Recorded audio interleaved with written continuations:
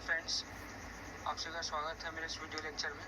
आज का video lecture हमारा होगा इंडस्ट्रियल इंजीनियरिंग एंड मैनेजमेंट के सेकंड पार्ट से, जो कि आपका हम टॉपिक जिस पे आज हम डिस्कस करेंगे वो होगा आपका material handling and plant layout.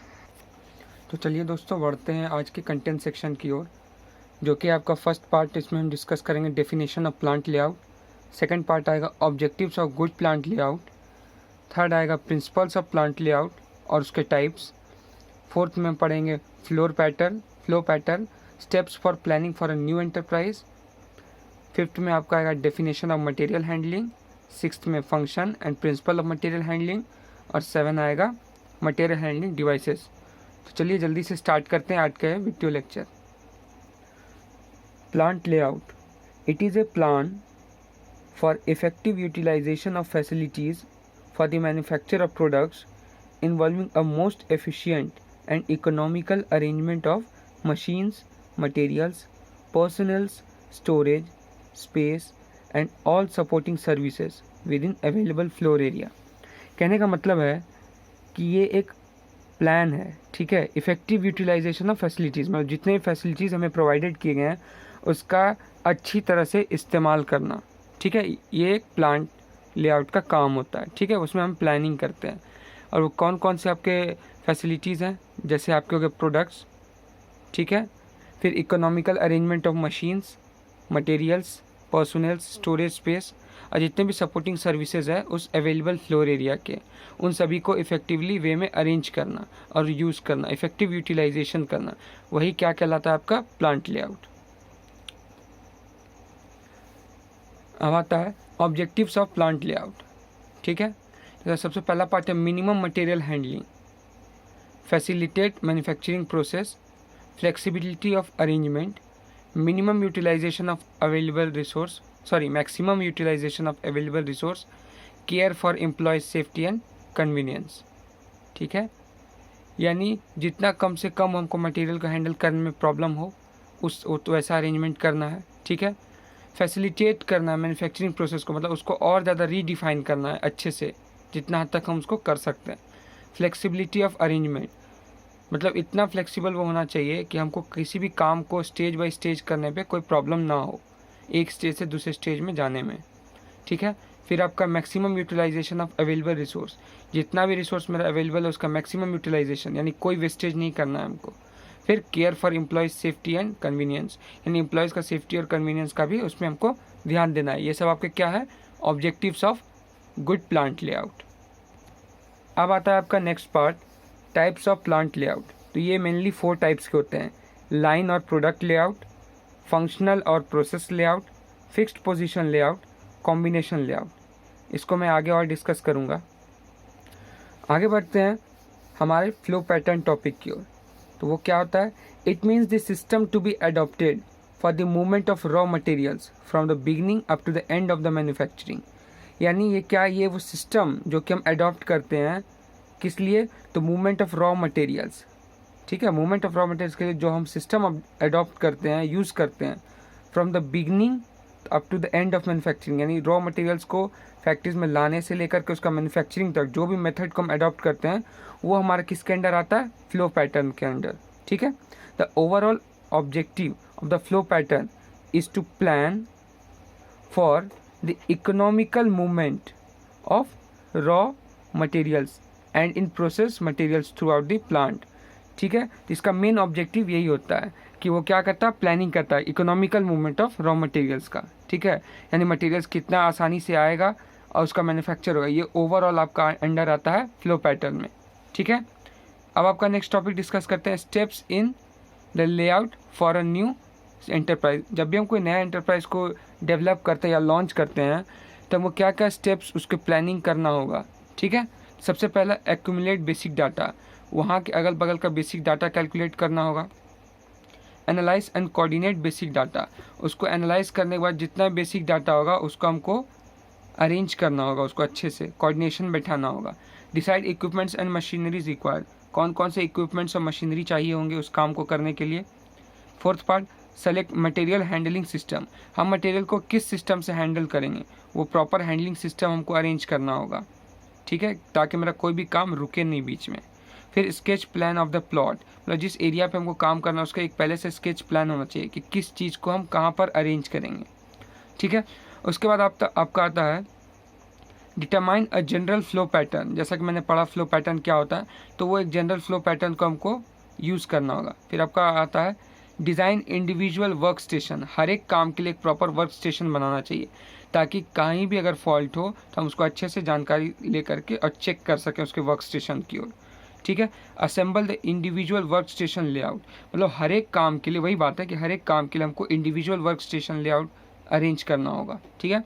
Calculate storage space required, जितना मेरे पास स्टोरेज स्पेस है उसको हमको कैलकुलेट करना है। Make flow diagrams for the work stations, मतलब वहाँ पर वर्क किस तरह से होगा, कहाँ कहाँ मेरा वर्क स्टेशन बनेगा, उसका एक फ्लो डायग्राम हमको अरेंज बनाना होगा, ठीक है। उसके बाद आता है plan and locate service area, जितना सर्विस एरियाज वहाँ पर होगा।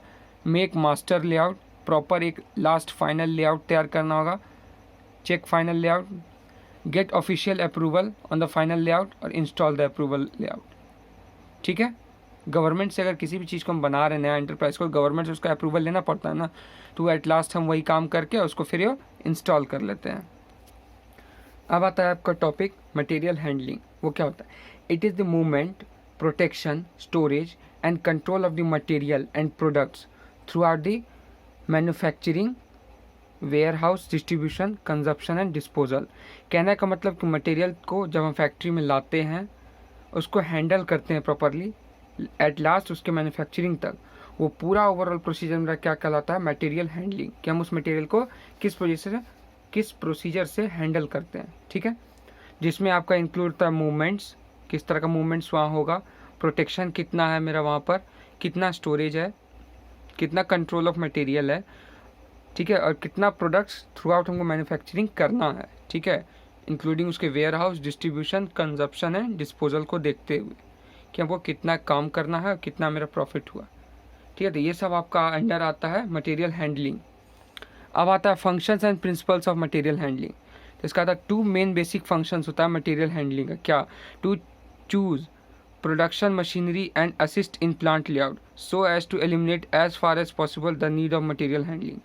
मतलब एक प्रॉपर प्रोडक्शन मशीनरी को हम चूज़ करना रहता है, ठीक है, जो कि असिस्ट करेगा प्लांट लेआउट को, ताकि हम जितना हद तक हो सके मटेरियल हैंडलिंग का जो ज़रूरत पड़ता है उसको रिमूव कर सकें। मतलब जितना हद तक हो सके उस मशीनरी का यूज़ ना करके, क्योंकि ज़्यादा अगर मशीनरी का यूज़ करेंगे तो वो हमको महंगा पड़ेगा। गुड प्लांट लेआउट के लिए वो थोड़ा सा प्रॉब्लम क्रिएट करेगा, ठीक है। अब आता है आपका second part, to choose most appropriate material handling equipments which is safe and can fulfil material handling requirements at the minimum possible overall cost. मतलब कम से कम खर्चे में अच्छा से अच्छा वो हमारे रिक्वायरमेंट को फुलफिल करे, ऐसा मटेरियल हैंडलिंग जो कि हमारे लिए सेफ़ भी हो और हमारे रिक्वायरमेंट्स को भी फुलफिल करता हो। तो वो अप्रोप्रिएट मटेरियल हैंडलिंग इक्विपमेंट्स हमको चूज़ करने में हेल्प करता है। कौन? Material handling procedure. ये उसका मेन फंक्शन होता है मटेरियल हैंडलिंग का। हम कौन सा मटेरियल उठाएंगे, कितना अच्छा से उसको हैंडल करेंगे, कितना वो हमारे लिए सेफ़ होगा और कितना हमारी रिक्वायरमेंट्स को वो पूरा करेगा, ठीक है। In general the function and principles of good material handling are as follow: minimize the movements involved in a production operation। किसी प्रोडक्शन ऑपरेशन में जितना भी मूवमेंट्स होगा उसको मिनिमाइज करने में हेल्प करेगा। Minimise the distance moved by adopting shortest route, मतलब कम से कम शॉर्टेस्ट रूट को मिनिमाइज करेगा। मैं डिस्टेंस जितना भी ट्रैवल करना हो, किसी मान लीजिए कि अगर हम सप्लाई कर रहे हैं कोई सामान यहाँ से वहाँ, उसका डिस्टेंस कम होना चाहिए, तो वही ये एश्योर करता है। तीसरा आपका employ mechanical aid in place of manual labour, ठीक है। मैनुअल लेबर से अच्छा है हमारा कि हम मैकेनिकल एम्प्लॉयज़ रखें, यानी आपको रोबोट्स का बात हो रहा है या इक्विपमेंट्स मशीनरीज का यूज़ जितना ज़्यादा हद तक हम कर सकें, मैनुअल लेबर को हम कम से कम यूज़ करेंगे। In order to speed up the material movement, material का मूवमेंट जो होगा उसको स्पीड अप करने के लिए, बड़ी बड़ी फैक्ट्रीज को स्पीड अप करने के लिए मटेरियल्स के मूवमेंट को हम लोग मशीनरीज का यूज़ करेंगे। इन केस ऑफ ये मैनुअल लेबर के अगेंस्ट उसको हम यूज़ करेंगे, ठीक है। अब आता है आपका मटेरियल हैंडलिंग डिवाइसेज। तो मेनली इसमें 3 तरह के डिवाइसेज आते हैं, लिफ्टिंग एंड लोअरिंग डिवाइसेज, जिसको हम लोग वर्टिकल मूवमेंट्स ऊपर और नीचे के लिए देखते हैं, ठीक है, लिफ्टिंग एंड लोअरिंग डिवाइसेज। दूसरा आता है आपका ट्रांसपोर्टिंग डिवाइसेज, ये हॉरिजॉन्टल मूवमेंट के लिए होता है, मतलब आगे से पीछे करना, ठीक है। और डिवाइसेज तीसरा आता है devices which lift and transport, मतलब जो दोनों काम करता है, वर्टिकल मूवमेंट्स के लिए भी और हॉरिजॉन्टल मूवमेंट्स, मतलब ये इस तरह से भी काम करेगा और इस तरह से भी काम करेगा, यानी अप डाउन लेफ्ट राइट चारों तरफ के मूवमेंट्स के, यानी कॉम्बिनेशन डिवाइसेस का। ठीक है, तो अब इसमें हमको जनरली डिवाइसेस के इक्विपमेंट्स ही जानने हैं, तो चलिए देखते हैं क्या है वो। Lifting and lowering devices, block and tackle हो गया, हैंड एंड पावर विंचेस हो गया, होस्ट हो गया, एलिवेटर्स हो गया, पिलर क्रेन, ओवरहेड क्रेन, ये सब आप ऊपर नीचे केवल वर्टिकल मूवमेंट्स के लिए हम इसका यूज़ करते हैं। ठीक है, लिफ्टिंग एंड लोवरिंग डिवाइसेस। दूसरा है आपका ट्रांसपोर्ट डिवाइसेस। ठीक है, यानी वो हॉरिजॉन्टल मूवमेंट की बात हो रही है वहाँ पर। ठीक है, जो कि आपका इक्विपमेंट्स क्या क्या होगा, wheelbarrow, hand and power trucks, tractor and trailers, pipelines हो गया, या इंडस्ट्रियल नैरो रेलवेज, जो इंडस्ट्री में जनरली नैरो रेलवेज का यूज़ करते हैं। ठीक है, अब आता है आपका तीसरा part, devices which lifts and transport, यानी कॉम्बिनेशन डिवाइसेस, दोनों में वो vertical movement plus horizontal movement दोनों काम करेगा। क्या क्या है वो equipments, forklift truck, crane truck, spiral roller और different types of conveyor belts, conveyors, चाहे वो बेल्ट्स के फॉर्म में हुआ या जैसे भी वो। तो ये सारे इक्विपमेंट्स हैं मेरे, किसके हैं, मटेरियल हैंडलिंग के। तो हमने आज के इस वीडियो लेक्चर में पढ़ा definition of plant layout, objectives of good plant layout, principles of plant layout और उसके टाइप्स देखे, flow patterns, steps for planning for a new enterprise, definition of material handling, function and principle of material handling and material handling equipments. तो आज का ये video lecture हमारा यहीं ख़त्म होता है। मैं बोलता नहीं हूँ कि मैं इसके नोट्स को PDF के फॉर्म में करके आपके PDF लिंक डिस्क्रिप्शन बॉक्स में देता हूँ, लेकिन मैं ऐसा हर वीडियो में कर रहा हूँ, तो आप जा करके चेक कर सकते हैं मेरे किसी वीडियो को। अगर मैंने किसी वीडियो में गलती से बोलना भूल गया है, फिर भी मैंने उसके ये काम किया है, तो आप वहाँ जा करके उसे देख सकते हैं। ठीक है, तो आज के वीडियो लेक्चर यहीं पे ख़त्म होता है। मैंने यहाँ के सारे टॉपिक्स को डिस्कस कर लिया है। आई होप आपको ये वीडियो पसंद आया होगा, आपको अच्छा लगा होगा, और मैंने आपको काफ़ी यूज़फुल जानकारी दे दी होगी। ये आपका अकॉर्डिंग टू सिलेबस है, और मैं इसका भी PDF बना करके आपको डिस्क्रिप्शन लिंक बॉक्स में इसका PDF दे दूँगा। ठीक है, थैंक यू।